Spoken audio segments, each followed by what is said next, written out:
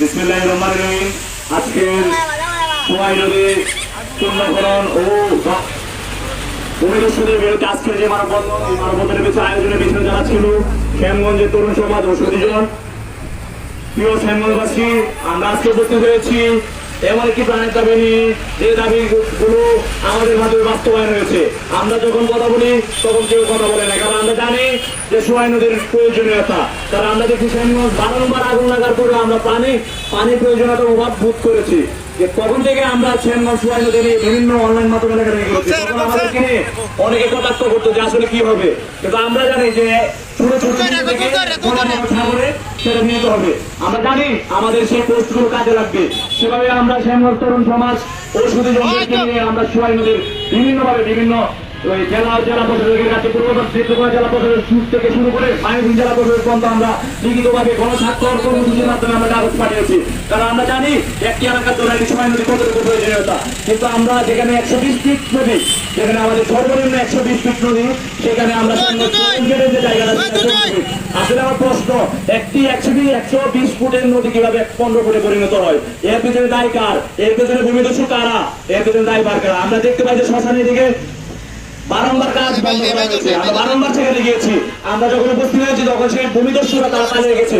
আমাদের কাছে এও খবর এসেছে যারা এই কাজ বন্ধ করার জন্য বিভিন্নভাবে নেত্রকোনামুখী হওয়ার জন্য বিভিন্ন জায়গায় দৌড়াদৌড়ি করতে, সেইগুলো আমাদের সিসি ফুটেজ আমাদের কাছে আছে, সময় হলে প্রকাশ করা হবে। তাই ভূমিদস্যুরা সমাজের নর্দমা, এই ভূমিদস্যুরা সমাজের কীট আবর্জনা, তাদের সমাজে কোনো থাকার অধিকার নাই। তারা যদি আবার বলতে চায়, তারা যদি কোনোভাবে সোয়াই নদী খননে কিংবা তাদের যে মেশিন আছে তাদের যদি কোনো বাধা বক্ত করা হয়, তাহলে শ্যামগঞ্জ তরুণ সমাজ থেকে শুরু করে সুদীজন যারা আছে তাদেরকে নাক ভাঙার জবাব দেওয়া। ঠিক আছে, আমরা শ্যামগঞ্জ তরুণ সমাজ থেকে শুরু করে সুদীজন যারা আছে তারা আমরা কথা দিচ্ছি যে সোয়াই নদী শেষ পর্যন্ত খনন না হওয়া পর্যন্ত। কারণ আমরা ইতিমধ্যে আমাদের পরিকল্পনা আছে শ্যামগঞ্জে সোয়াই নদী 46 কিলোমিটার পর্যন্ত আমরা গাছ লাগাবো তরুণ সমাজের উদ্যোগে। 10,000 গাছ লাগানো হবে। তো আমরা বলতে চাই, সব কথা বলতে চাই, তরুণ সমাজ থেকে শুরু করে শ্যামগঞ্জের সুদীজন, যদি কোনো ভূমিদস্যু এই নদী খননে বাধা সৃষ্টি করে তাদেরকে দাঁত ভাঙা জবাব দেওয়া হবে। আবারও বলছি, দাঁত ভাঙা জবাব দেওয়া হবে।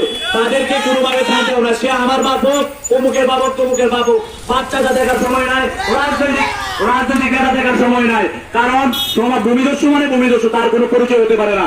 এখানে আমরা আজকের তীব্র গরমে যারা উপস্থিত হয়েছেন সবাইকে ধন্যবাদ জানাচ্ছি। এমন গরমে আসলে আমরা কাজ একটু কষ্টকর হয়ে যাচ্ছে, কিন্তু আমরা কথা দিচ্ছি আমরা শ্যামগঞ্জের প্রয়োজনীয়তায় সোয়াই নদীর প্রয়োজনীয়তায় আমরা যে কোনো সময় আমাদের যদি বাধাপ্রাপ্ত হয় আমরা রাস্তায় নামবো।